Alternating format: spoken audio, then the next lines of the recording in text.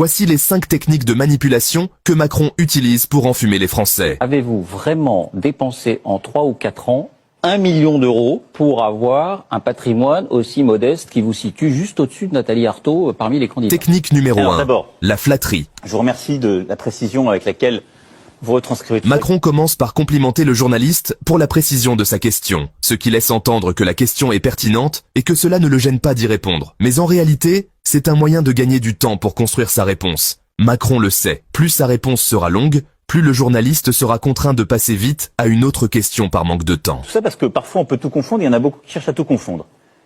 Cette campagne présidentielle, elle a été polluée par les affaires.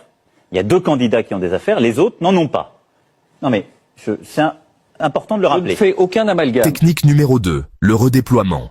Sans jamais répondre directement, il détourne l'attention en pointant du doigt d'autres candidats. La question, initialement bien ciblée, devient floue tout à coup et mérite quelques précisions. Macron se met en valeur indirectement, il suggère que lui seul est intègre, contrairement à ses 2 adversaires principaux. Deuxième chose, j'ai bien gagné ma vie quand j'ai travaillé dans le secteur privé.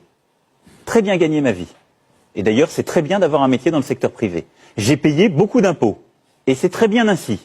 Je les ai inclus dans le calcul. Et je ne suis pas quelqu'un qui aime l'argent, sinon d'ailleurs je n'aurais pas quitté le secteur privé. Technique numéro 3.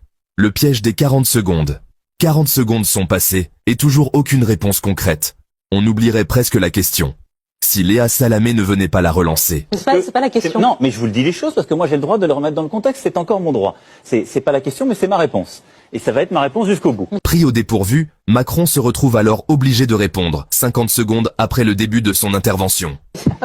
Troisième chose, malheureusement vous ne prenez pas en compte dans votre calcul le fait que j'ai fait aussi des travaux dans ce qui était la maison que j'ai, ce qui a été d'ailleurs pris en compte et ce qui a été transcrit à la haute autorité. Elle en a eu à connaître, simplement elle ne le rend pas public. Technique numéro 4.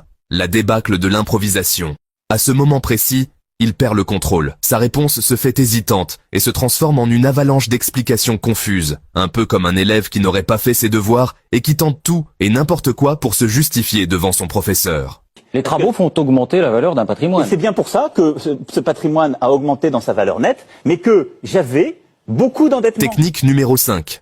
La touche finale. L'émotion. Pour s'en sortir, il joue la carte de l'émotion. J'avais beaucoup d'endettement quand j'ai quitté la fonction publique, parce que je n'avais pas de mise de départ, moi, mes parents ne m'ont pas financé, je ne suis pas quelqu'un qui a été aidé, j'ai été élevé, mes parents m'ont donné ce qu'il y a de plus précieux, une éducation. Il évoque ses origines modestes et la difficulté de sa vie avant d'accéder au pouvoir. Par cette pirouette, il cherche à convaincre son audience que, malgré son apparente réussite, il reste un battant qui comprend les difficultés du français moyen. Ainsi, il fait passer la question posée il y a 90 secondes pour une attaque personnelle injustifiée, détournant l'attention vers un narratif de mérite et d'effort. Et donc, j'ai tout emprunté quand j'ai acheté un appartement à Paris. Et ben voilà, j'ai progressivement remboursé et j'ai utilisé l'argent que j'ai gagné à rembourser une partie de mes emprunts, d'une part, et à faire des travaux d'autre part. Vous n'avez pas